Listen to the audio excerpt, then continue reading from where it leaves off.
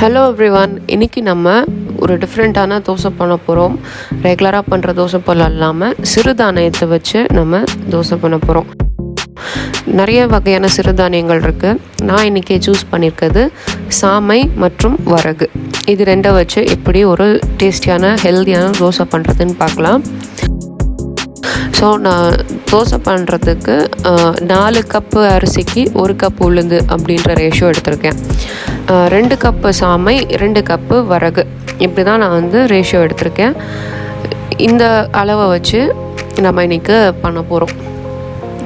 So first 2 cup சாமை எடுத்திருக்கேன். அதை வந்து தண்ணியில் ஊற வச்சிடலாம். அடுத்தது 2 கப் வரகு அரிசி எடுத்திருக்கேன். அதையும் தண்ணியில் போட்டு ஊற வச்சிடலாம். எடுத்த அதே கப் அளவுக்கு 1 கப், எந்த கப்பில் வந்து சாமை வரகு நம்ம அளந்தோமோ அந்த 1 கப்புக்கு உளுந்து எடுத்திருக்கேன். ஒரு 1/4 டீஸ்பூன் போல் வெந்தயம், இதெல்லாமே ஊற வச்சிடலாம். ஒரு 4 ஹவர்ஸ் போல் ஊற வச்சுக்கலாம்.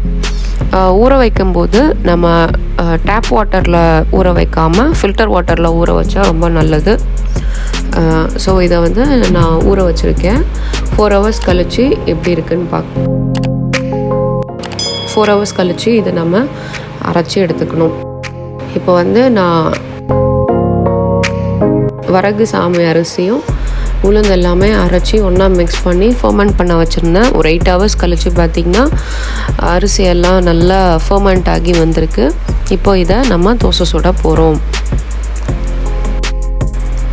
இப்போ இந்த மாவை வந்து நீங்கள் எவ்வளோ தோசை சுட போகிறீங்களோ அதை மட்டும், அந்த குவான்டிட்டியை மட்டும் ஒரு பாத்திரத்தில் நீங்கள் எடுத்துக்கோங்க.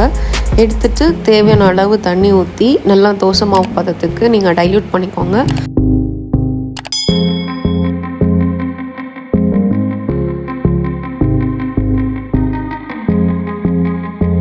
இந்த மாவை நல்லா சூடான தோசைக்கல்ல ஊற்றி சுட்டு எடுத்துக்கணும்.